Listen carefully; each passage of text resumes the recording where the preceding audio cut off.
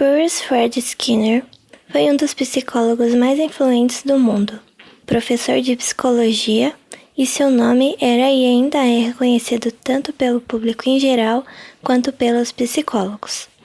Ele nasceu em Susquehanna, na Pensilvânia.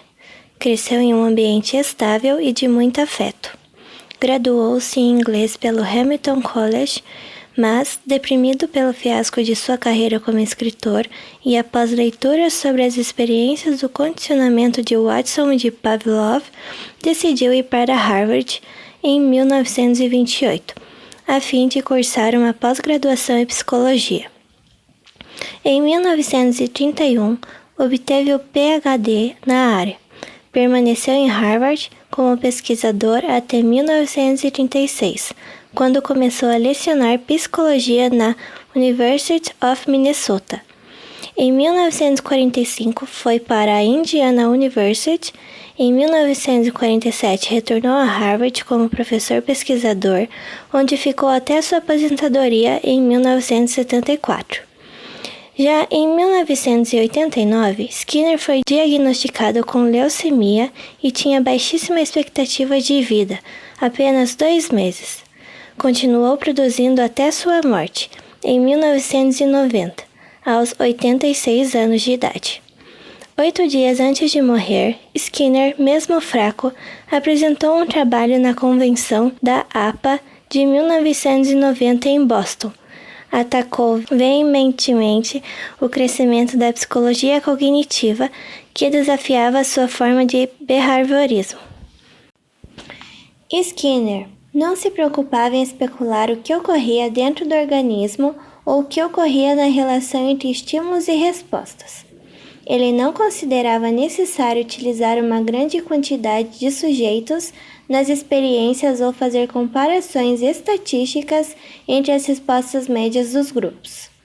Para ele, uma única investigação compreensiva desse indivíduo bastava.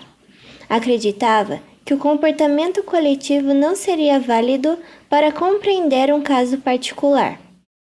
Muitos pesquisadores e estudantes de psicologia estudaram os experimentos de Skinner sobre o condicionamento operante, sendo que o condicionamento operante é um mecanismo que premia uma determinada resposta de um indivíduo até ele ficar condicionado a associar a necessidade à ação. É o caso do rato faminto que, numa experiência, percebe que o acionar de uma alavanca levará ao recebimento de comida. Ele irá repetir o movimento cada vez que quiser saciar sua fome.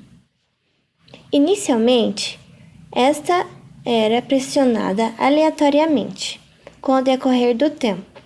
O bater na barra é associado com a liberação da ração. Os estímulos iam sendo alternados para ampliar a coleta de dados, aumentar ou diminuir a água, aumentar ou diminuir a quantidade de ração, aumentar ou diminuir a incidência de luz. Skinner buscava saber de que forma o reforço variável influenciava o comportamento. No caso de uma modificação no ambiente, o comportamento se ajusta rapidamente para se adquirirem novas respostas. Os behavioristas concentram-se na análise do comportamento. Portanto, a teoria de aprendizagem de Skinner gira em torno do fornecimento de estímulos adequados, da observação das respostas e na seleção dos comportamentos desejáveis. Skinner e a educação. Para Skinner, educar é estabelecer comportamentos que serão vantajosos para o indivíduo em um tempo futuro. Ao informar o estudante das vantagens que obterá da educação, a própria educação pode adquirir um valor reforçador. Ele cita a família como a primeira agência educacional. Em seguida, menciona o papel da escola, a qual também gera comportamento no indivíduo. A punição não faz parte da modificação empregada por Skinner. Para ele, ninguém deveria ser punido. Pelo contrário, as pessoas devem ser reforçadas e recompensadas quando apresentarem um comportamento positivo. É um engano pensar que é fácil reforçar certo comportamento apenas dando ao sujeito um estímulo, como um bombom, por exemplo. É necessário saber o que será reforçador ao sujeito.